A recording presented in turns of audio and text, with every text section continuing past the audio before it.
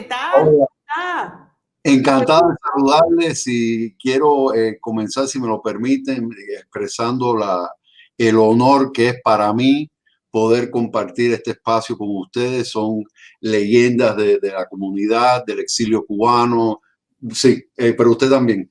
De hecho, tenemos una amistad en común, creo que un productor con Mauricio, con quien pude trabajar. Sí, y pues realmente siento tanto orgullo a nivel personal de poder estar en este espacio con usted.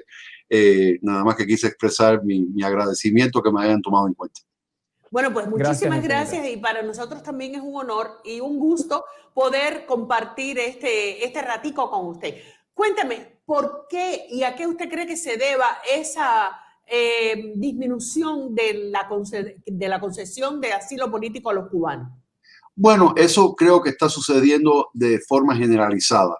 Tiene mucho que ver con precedentes legales que han sido emitidos a través de estos últimos 3 o 4 años a nivel de Corte de Inmigración, el Tribunal de Apelaciones de Inmigración, que han restringido quién realmente puede calificar para asilo. Han reforzado la definición de lo que constituye persecución. También están limitando lo que se puede considerar membresía en un grupo social particular, que es una característica innata que la persona posee, que no debe o puede cambiar. El caso es que para ganar un asilo hay que demostrar que fue víctima de persecución o que tenga un temor bien fundamentado de sufrir una persecución futura por 5 motivos: raza, religión, origen nacional, membresía en un grupo social particular u opinión política. Entonces, ¿qué pasa? Que creo que algunas veces nosotros los cubanos pecamos en considerar que por el mero hecho de que venimos de Cuba vamos a calificar para refugio y nos consideramos refugiados, y de cierta manera lo somos, pero no todo el mundo califica para asilo, porque para calificar para asilo hay que demostrar que la persona es objeto, a nivel particular, es objeto de persecución por alguna característica que la persona posee. El asilo nunca es de forma generalizada, es a nivel particular, y creo que eso es parte de lo que ha contribuido a estas cifras tan altas de negaciones. Doctor, ¿y usted cree que influye en algo el hecho de que, por ejemplo, los cubanos, antes de que se derogara la ley de pies secos, pies mojados, llegaban por cualquier punto, ya fuera por el aeropuerto, por frontera, por lancha, por donde quiera, pedían asilo político, lo demostraban, un miedo creíble y todo lo que le pedían que probaran ellos, y que sin embargo después, al año y unos meses, cuando se le concedía la residencia, inmediatamente lo primero que hacían era viajar a Cuba? ¿Usted cree que eso haya influido, primero, para eliminar la ley de pies secos, pies mojados, y segundo, para también disminuir esa cantidad de aprobaciones de asilo político? Indiscutiblemente, indiscutiblemente, porque hay que demostrar en un caso de asilo un temor subjetivamente genuino, objetivamente real.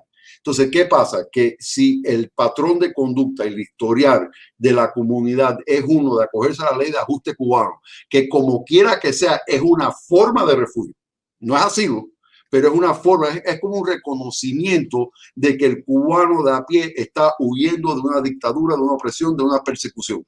Entonces, de pronto regresar a Cuba, después que se le concede albergue en los Estados Unidos de América, sí pone en duda ese temor que se debe de demostrar subjetivamente genuino, objetivamente real. Estoy totalmente de acuerdo con usted, producto de esos viajes fuera de los parámetros de lo que permite el Departamento del Tesoro y la Oficina de Control de Activos en extranjería, las sanciones económicas. Yo entiendo el que vaya por motivos de reunificación familiar, eso es permitido, pero el que haya ido por turismo, el que haya ido porque quiere ir, sin tener una razón urgente, humanitaria, necesidad familiar de haber viajado a Cuba, indiscutiblemente ha perjudicado la causa, tanto a nivel de asilo como también a nivel del programa de reunificación familiar cubano, que está suspendido desde el 2017.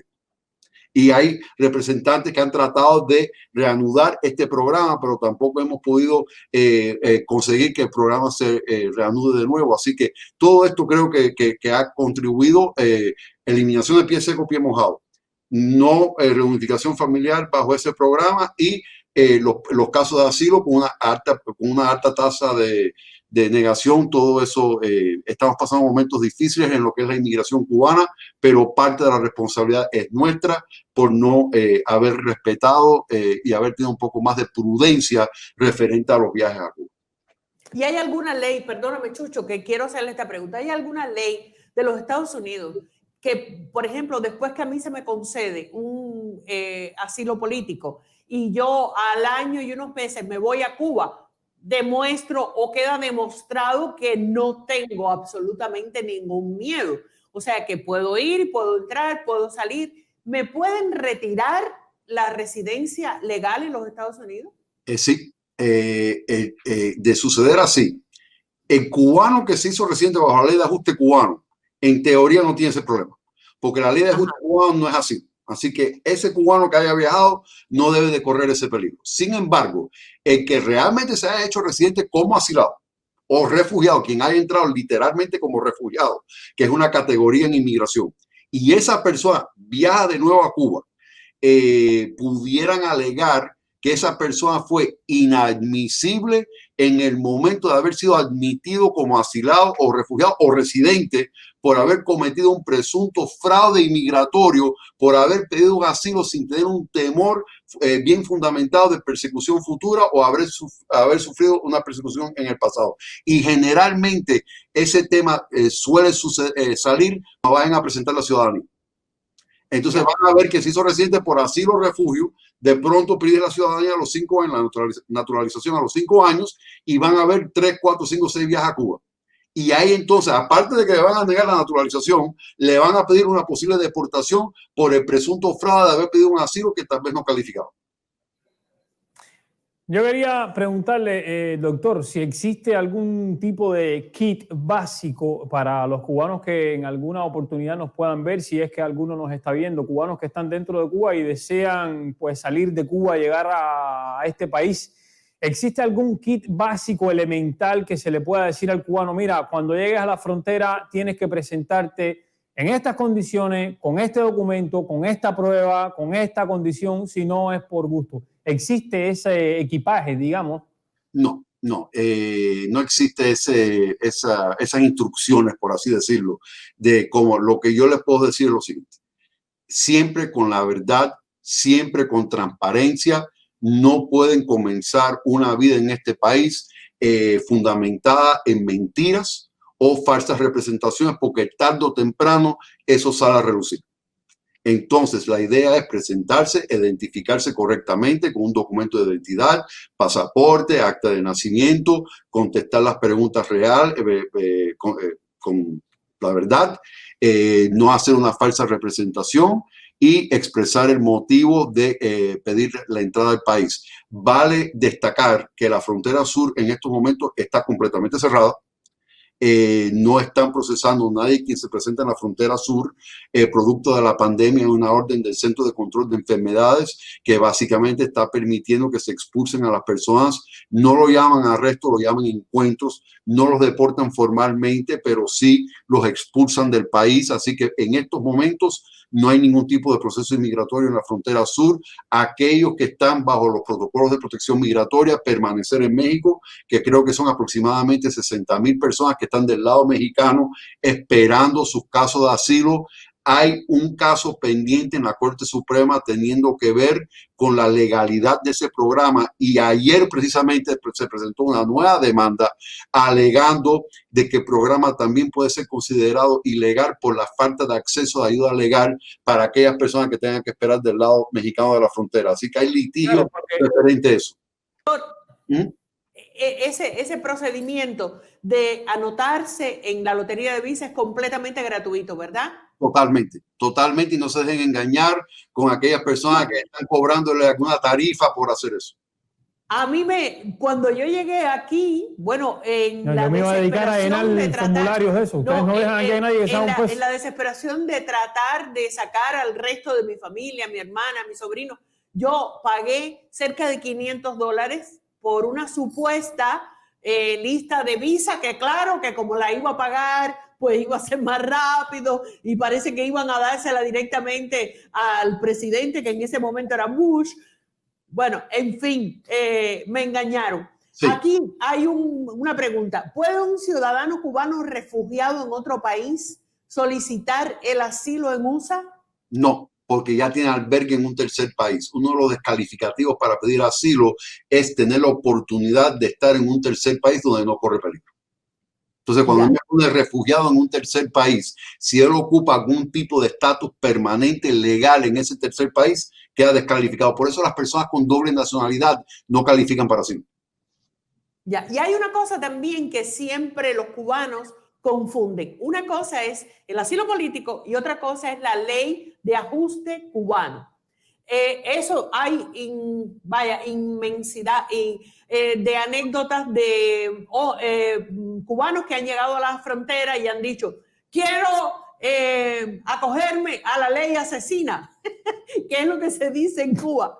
¿Serio? Y realmente, claro, y realmente no es cuando uno llega por cualquier vía, uno no se acoge a la ley de ajuste cubano. Uno pide asilo y la ley de ajuste cubano se acoge al año y un día. ¿Correcto o estoy mal? No, está perfectamente bien, eso es correcto. La persona entra bajo parol, bajo una regulación federal que le da la potestad a un oficial de aduanas y protección fronteriza de permitir una admisión temporal bajo parol por motivos urgentes, humanitarios o porque es en el interés público. Entonces, por el tema de Cuba, a los cubanos, a no ser que presentaban algún factor adverso, se le daba ese parol para acogerse a la ley de ajuste cubano al año y el día. Pero eso se eliminó el 12 de enero de 2017 con la eliminación de pie seco, pie mojado. Hay uno que otro caso extraordinario que han concedido el parol, pero generalmente los cubanos que llegan hoy en día no cuentan con la posibilidad de que le den el parol.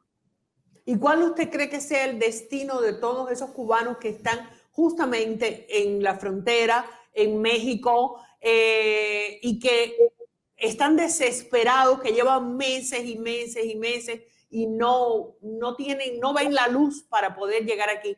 ¿Qué más o menos usted, yo sé que adivino no es y que tampoco hace las leyes, pero qué le augura usted más o menos a esos cubanos? Yo, bueno, primero que este no es el momento de intentar una inmigración para acá entre la pandemia y la clausura de la frontera sur, que sigan procesando sus casos de reclamaciones familiares, que revisen mensualmente el boletín de visas que le va a decir las fechas donde se están procesando los casos actualmente, que adelanten esos casos y presenten toda la documentación necesaria, sea con el Servicio de Inmigración o con el Departamento de Estado. Tenemos que seguir luchando por la reanudación del programa de reunificación familiar cubano. Ese era un programa tan importante para nuestra comunidad, porque es lo que permitía, por ejemplo, si un hermano ciudadano americano pidiera hermano en Cuba, tiene que esperar 12, 13 años. Sin embargo, bajo el programa de reunificación familiar cubano, en 2, 3, 4 años, ese hermano pudiera inmigrar legalmente bajo parol y hacerse residente bajo la ley de ajuste cubano. Ese programa, entre otras cosas, es, desde mi punto de vista, un programa humanitario, pero aparte, eliminaría o no eliminaría, pero haría una reducción del número de personas que están intentando venir a este país irregularmente por el desespero que tienen en Cuba. Entonces, esa es una de las cosas que yo espero que cuando pasemos la pandemia, que se establezca de nuevo ese programa de reunificación familiar cubano. Lo otro que yo creo que hay que analizar seriamente, reanudar la política de pie seco, pie mojado, porque mientras que exista la ley de ajuste cubano y sigue existiendo y no hay ninguna expectativa de que la vayan a eliminar, pero la ley de ajuste cubano, sin el programa de reunificación familiar cubano y eliminando pie seco, pie mojado y no permitiendo que el cubano entre bajo parol, nada más que le queda al cubano que entra con visa. Pero hay el tema... Disculpe, el tema este de seco, pies mojado, como vamos a decir así, volverlo a activar. Sí. Ese tema está en discusión actualmente, digamos, a nivel de lugares donde se discuten las leyes. No. Lo que ha estado bajo discusión es reanudar el programa de reunificación familiar cubano, que es la reclamación y después que la persona venga bajo parol, que generalmente se daba el parol en La Habana. Pero yo no he escuchado ningún tipo de comentario referente a la política de pie seco, pie mojado, así que por el momento no veo alguna expectativa de eso. Yo creo que humanamente se debe de considerar, porque las condiciones en Cuba se siguen deteriorando, la persecución sigue recrudeciéndose y yo creo que hay que verlo, pero lo que le iba a decir es que actualmente lo que pasa es que si no existe pie seco, o sea, si no le dan la oportunidad de entrar bajo parol, la ley de ajuste cubano prácticamente queda nula. Porque si no hay reunificación familiar cubana, claro, no hay parol porque eliminaron pie seco, pie mojado, entonces el único cubano que se pueda acoger a la ley de ajuste cubano es el que entró con turista, con visa de turista. El problema es que el turista no debe de venir con la intención de inmigrar, porque eso es un fraude migratorio. Entonces existe una ley que técnicamente la única persona que la puede utilizar es el que entró con visa, pero el que entró con visa técnicamente no debe de venir con la intención de quedarse. Y entonces yo creo que, una serpiente que se muerde la cola, porque no hay solución. Hay una pregunta por aquí, perdona Chucho, hay una pregunta. Lucila Hernández dice, ¿puedo inscribir a una amiga en la lotería de visas? Es amiga, no familiar. Sí, lo puedes hacer siempre y cuando lo estés haciendo con la autorización de esa persona y la persona esté consciente del contenido de la solicitud. Permiten eso. El Departamento de Estado sí lo permite. Doctor, hay un video que nos trajo Chucho, que es de un grupo de cubanos que están en Luisiana, y a mí no me queda claro si son personas que ya entraron a los Estados Unidos, que están con una orden de deportación, o son cubanos que se han quedado y que están también esperando. Vamos a verlo y a escucharlo para que usted nos explique qué situación y cuál es la esperanza que les queda. ¿Cómo no? Estamos aquí en el centro de detención de Alson Park. Estamos aquí haciendo este video para que el mundo sepa todo lo que está pasando en esta instalación, los atropellos que se están haciendo contra los inmigrantes cubanos que estamos aquí presentes. Emilio Llamo. Soy Alexander Ortiquero, mi número de ID es 213-543-058. Soy de Cuba, llevo supuestamente detenido 14 meses ya y voy para un año de deportado. Cada vez que ingresa el aire por esa puerta, no nos da seguridad de nada y es metiéndonos mentiras todo, de que nos van a deportar, pero no nos sueltan tampoco. Y hay mucha injusticia en este centro de detención, como en todos los centros de detención que hay aquí en Luisiana. Bueno, ese es el caso, o sea, el que habló fue uno de ellos, pero todos hacen la misma historia. Unos hace un año, otros hace 6 meses, otros hace... ¿Qué tiempo legalmente puede estar una persona, ya sea cubano o de cualquier otra nacionalidad, en inmigración detenido? 6 meses. Porque lo que sucede es, y especialmente con el tema de Cuba, como todavía no hay relaciones bilaterales plenas entre los dos países, generalmente el cubano no es físicamente deportable a Cuba a no ser que haya entrado después del 12 de enero de 2017. ¿Ok? Ahora, ¿qué sucede? El cubano que está detenido, que ya tiene una carta final, orden final de deportación, ICE tiene 90 días para avisarle a ese cubano si tienen la intención de deportarlo físicamente o no para Cuba. Tienen 90 días. En el dado caso que en esos 90 días digan sí, tenemos la intención de deportarte para Cuba, tienen 90 días más para ejecutar la deportación. Entonces, técnicamente el plazo, el límite de tiempo es 6 meses. Lo que pasa es que por la pandemia, me imagino que será dificultado el proceso de la deportación física. Recordemos que acaba de abrir el aeropuerto de Cuba en estos días, o sea, hace pocos días. Así que yo creo que eso es parte del motivo de la demora en la deportación. Pero esto es producto de una decisión de una corte federal que no permite la detención indefinida. Entonces, estos son personas que en teoría pueden pedir un habeas corpus a la corte federal donde le piden que los liberen, porque técnicamente el plazo de tiempo para que hayan sido deportados físicamente ya pasó. Me imagino que el gobierno se pudiera defender con el tema de la pandemia, la clausura de los aeropuertos, pero ya después de los 6 meses, una persona que ya tiene una orden final de deportación debe de literalmente haber sido ya deportado o liberado bajo una orden de supervisión. O sea, ¿Y qué opciones tienen? Perdóname, Chucho, no te estoy dando. No, pero... ¿Qué opciones tienen esos cubanos que están ahí de tener una asesoría legal, de poder tener un abogado que les defienda? Porque además ellos también, en el avance del video, denuncian que son maltratados físicamente, psicológicamente, que cuando protestan los meten en un hueco, dicen así. Entonces, ¿qué posibilidades tienen ellos que están completamente encerrados y aislados de pedir asesoría legal? Si no cuentan con ayuda de algún familiar o ser querido o amistad, no hay ningún derecho a representación en lo que es temas de inmigración, en los tribunales de inmigración. Entonces, realmente... No hay representación de oficio, no es como no tengo dinero para pagar a un abogado y me tienen que defender. No. O sea, tienes derecho de poner un representante, pero no es una obligación del gobierno de facilitarle un representante legal. Entonces, realmente van a contar con la ayuda de sus seres queridos. Tengo una pregunta para usted aquí. Dice, un cubano con ciudadanía española y quiere hacerse ciudadano americano, ¿eso afecta de alguna manera el estatus migratorio? No, la doble ciudadanía es permitida. Lo único lo que un ciudadano americano no puede hacer después de haber naturalizado es jurarle fidelidad a un tercer país.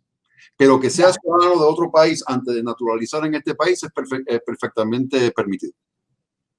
Ya. Chucho, ¿tú querías hacer alguna pregunta? No, yo quería preguntarlo justamente, había un usuario, un internauta, digámoslo así, que estaba preguntando justamente esto de la doble ciudadanía, pero ya lo quedó claro por la parte del abogado. Ahora mi pregunta es básicamente con estos cubanos que están en estos centros de detención de inmigración y han pasado los 6 meses, usando no la justificación del coronavirus legalmente, digamos que legalmente, ¿hasta dónde el Estado puede usar el coronavirus como digamos así, como un motivo para mantenerlos en ese centro?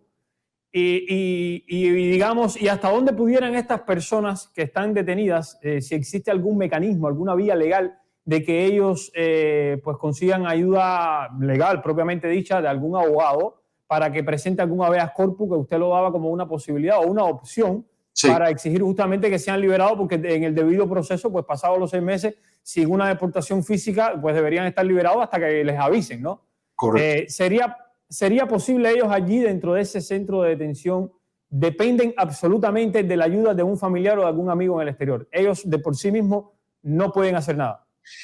Pueden intentarlo, es muy difícil porque es una materia muy técnica, pero lo que hay que hacer ahí, lo que yo haría como representante legal, primero yo me comunicaría con el oficial de ICE y le pidiera, ven acá, ya ustedes anunciaron si tienen la intención de deportar a esta persona, sí o no, ¿ok? Y en qué momento te tomaron la determinación. Posiblemente no hayan tomado la determinación todavía, para que comience esos 90 días para que me digan sí o no. Después tienen los otros 90 días para literalmente deportar a la persona si lo pueden hacer. Pero yo creo que es comunicarse con ICE, presentar documentación de apoyo que la persona no va a hacer carga pública, que tiene albergue, que tiene donde quedarse, que tiene alguien quien se pueda hacer cargo de esta persona, que es una persona que no va a huir, que se va a presentar con ICE a las citas de la orden de supervisión referente a la pandemia. Eso es interesante porque fíjese, yo entiendo que la pandemia impida el regreso a Cuba, porque no hay vuelo, ok, pero debe de abogar a favor de la liberación, porque técnicamente estos centros de detención nada más que deberían de tener las personas cuyas personas constituyen el mayor peligro del país, porque sabemos que el virus, hay propagación del virus en estos centros de detención y de hecho hay litigio federal a través de los Estados Unidos donde les están pidiendo que estén por debajo de un cierto porcentaje de su capacidad de personas, precisamente para que no haya propagación del virus. Entonces, si esta es una persona sin antecedentes penales, que no constituye un peligro a la comunidad, que no es una persona que constituye, va en contra del interés nacional, que tiene donde quedarse, por favor, libéramelo con supervisión intensa, hasta con grillete, ¿ok? Con orden de supervisión antes de que me lo dejen en un centro de detención donde entre otras cosas, corre peligro de ser contagiado con el virus. Exacto. Entonces, hay otra pregunta aquí. Hay otra pregunta aquí de Marcos Enríquez. Dice, ¿Qué tiempo un ciudadano americano puede estar fuera de los Estados Unidos? El ciudadano americano no tiene límite de tiempo, puede estar fuera de los Estados Unidos el tiempo que desee. Lo único que pondría en duda eso es el beneficio del seguro social. Si se ausenta del país por un tiempo prolongado, puede que ponga en duda ese beneficio, pero desde el punto de vista inmigratorio no corre ningún peligro. Y si el ciudadano está fuera del país, pero por ejemplo hace sus taxes, declara sus impuestos, no tiene problema ni siquiera para una jubilación, para el Social Security, ni nada. Eso es correcto y muy buen punto de su parte, Susana. Todo residente o ciudadano americano tiene que declarar sus impuestos sobre sus ganancias mundialmente. El hecho de que usted viva fuera de los Estados Unidos no le exonera del pago de los impuestos sobre sus ganancias en el mundo entero. Para ser residente. Ya sabes, Chucho, ¿tú qué pensabas? No declarar la IRS.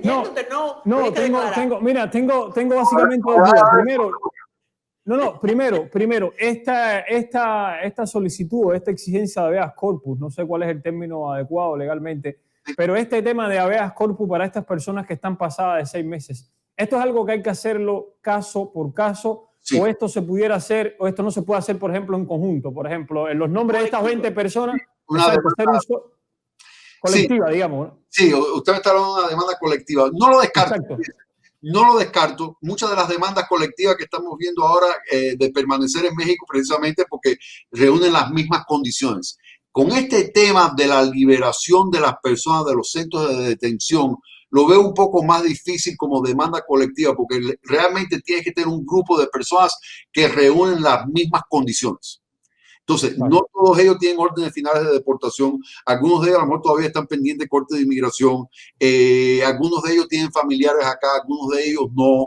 Yo lo hacía incluso, fíjese, yo lo hacía pensando en la posibilidad, por ejemplo, de personas que se reúnan, que quieren ayudarlos, porque como dependen de familiares, a lo mejor no los tienen, a lo mejor no están en condiciones, y quizás se reúnan un grupo de personas que digan, bueno, si se puede hacer, por ejemplo, una demanda colectiva, pues se reúne, porque si es caso por caso con todo este trabajo que usted me está diciendo que lleva, que no es tampoco algo tan fácil, no es llegar a una computadora, imprimir un papel y enviarlo, pero o sea, por eso estaba pensando, si se pudiera hacer colectiva, a lo mejor se reúne un grupo de personas, se reúne lo necesario para contratar un bufete de abogados y pues se pone esta demanda colectiva. Pero siendo por uno, pues... Un grupo de cubanos con órdenes finales de deportación que tienen más de 6 meses en un centro de detención, yo lo consideraría, pero yo creo que primero hay que hacer la solicitud formal a ICE para ver qué postura toma ICE antes de iniciar ese tipo de litigio. Yo creo que ahí también hay una falta de comunicación con los oficiales de ICE.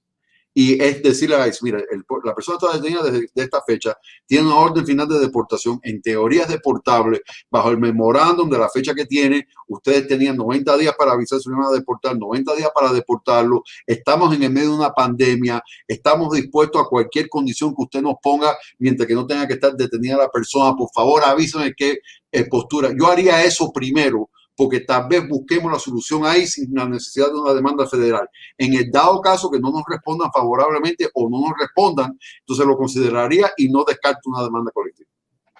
Hay una pregunta. Susana no me deja hablar y aquí el que está embarcado. Es que hay una pregunta. El que está embarcado aquí con papeles soy yo. Déjame preguntarle a este hombre que es el que sabe. Doctor, yo quería hacer una pregunta que es bastante recurrente porque hay bastantes personas que lamentablemente están en esta situación. Y es referente a las personas que se encuentran, digamos, por toda Centroamérica. ¿Existe la posibilidad de que estas personas, digamos que en los consulados americanos, ellos puedan dirigirse, si existen las vías, las maneras, y exigir allí en los consulados americanos de esos países el asilo en los Estados Unidos? ¿O obligatoriamente tienen que llegar a la frontera con este país? No, no lo pueden exigir a nivel consular o embajada. Hubo esa posibilidad en la embajada americana en Cuba años atrás, pero ya eso está suspendido. Esas son personas que deberían acudir a la ACNUR, la Organización de las Naciones Unidas para los Refugiados, pedir refugio con la ACNUR. Si son catalogados como o considerados refugiados, entonces entrar en el proceso de reasentamiento, donde a través de las Naciones Unidas, a través de la ACNUR, le deben de poder conseguir una visa a un tercer país, no necesariamente a los Estados Unidos de América, pero a un tercer país donde no corren peligro. El problema es la crisis en la frontera, en gran parte está sucediendo porque no está funcionando lo de la ACNUR. porque si los procesan y si hacen la determinación de que pueden ser considerados refugiados. El problema es el reasentamiento. No hay suficientes visas alrededor del mundo para acoger a tantas personas que pudieron haber calificado como refugiados. Entonces, ante de la desesperación de que no hay ese reasentamiento, es que se están presentando en la frontera sur para pedir asilo. Pero hoy en día está muy difícil. Quitándolo de la pandemia, también hubo un intento que está en litigio de descalificar a aquellas personas que pasaron por terceros países. ¿Ok? Hay una regulación, una propuesta de reglamentación donde quieren descalificar a aquellas personas que entraron ilegalmente al país. O sea, que están buscando la forma de apretar, de restringir más quién va a poder calificar para asilo. Entonces, en un mundo perfecto, lo ideal sería que vayan a la ACNUR y pidan el refugio, pero hay que resolver este problema del reasentamiento porque no está funcionando. Bueno, había una pregunta que ¿puede un ciudadano cubano inscribirse en la lotería de visas viviendo en otro país? Y había una anterior que ya de alguna manera usted le había respondido, y es alguien que quería pedir refugio viviendo en otro país, vivía en Trinidad y Tobago. Pero ya usted lo respondió. Ese es uno de los países donde existe el problema, porque entonces le dan la ACNUR los considera refugiados, pero no tienen estatus legal en Trinidad y Tobago. Y entonces el reasentamiento demora años y años y años. Se desesperan y entonces muchas de esas personas trataron de entrar por Nicaragua para llegar a la frontera sur porque están desesperados, porque aunque ya sean considerados refugiados por la ACNUR, no le han dado visa para un tercer país. Pero el problema es que en la frontera sur no los van a procesar. Disculpe, ¿pueden estos cubanos que están por las fronteras inscribirse en la lotería de visas estando en esa frontera, estando en ese limbo migratorio? Por ejemplo, personas que no tienen documento ninguno, por ejemplo, digamos en Panamá, pero están en Panamá en un campamento de estos refugiados esperando que suceda algún cambio. ¿Ellos pueden inscribirse en la lotería de visas? Sí, cómo no, cómo no. Generalmente es una persona que está en el exterior y que no tenga un causal de inadmisibilidad en este país. Por ejemplo, el que está ilegal aquí no califica para la Lotería Mundial de Visas, pero el que nunca haya estado ilegal acá, en teoría se puede registrar en cualquier parte del mundo. Y entonces, bueno, ¿puede un ciudadano cubano inscribirse en la lotería de visas viviendo en otro país que no sea Cuba? Sí, lo único que, dependiendo del estatus que ocupa en el tercer país, va y le toca la entrevista en el tercer país o va y le toca la entrevista en Guyana. Pero que se puede registrar, se puede registrar. El requisito más básico de eso es que tenga un pasaporte vigente, eso sí.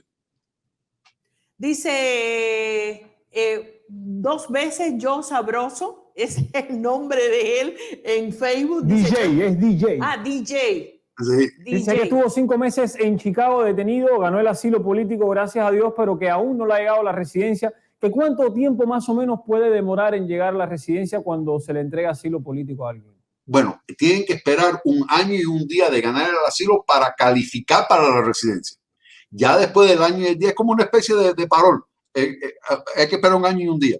Pero ya después de que presentó la residencia, después del año y el día de haber ganado el asilo, técnicamente puede demorar varios meses, hasta 1 año más, porque hay demoras históricas en el servicio de inmigración actualmente por la pandemia. Hay una crisis presupuestaria también con UCIs. De hecho, sabemos que intentaron aumentar las tarifas de presentación de solicitudes, que actualmente un juez federal no ha permitido la implementación de eso. Pero entre la crisis presupuestaria y la pandemia tenemos demoras históricas en inmigración. Hay algunos casos que proceden más rápido que otros, pero paciencia. Lo otro que es importante es que haya ganado asilo y quiera reclamar esposa o hijo menor de edad soltero. La ley lo permite, que lo pida como refugiado, pero con un límite de tiempo de 2 años después de haber ganado ese asilo. Así que ojo con eso. Doctor, ¿y usted cree que en algún momento desaparezca la ley de ajuste cubano? No.